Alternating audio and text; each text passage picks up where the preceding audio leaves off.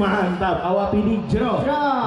Syederalun, peserta fun bike dan fun walk banjiri Kabupaten Pidi Minggu 23 Oktober 2016.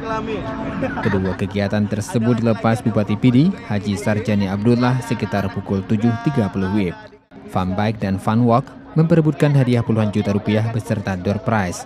Untuk fun bike menempuh rute 7 km dan fun walk 3 km.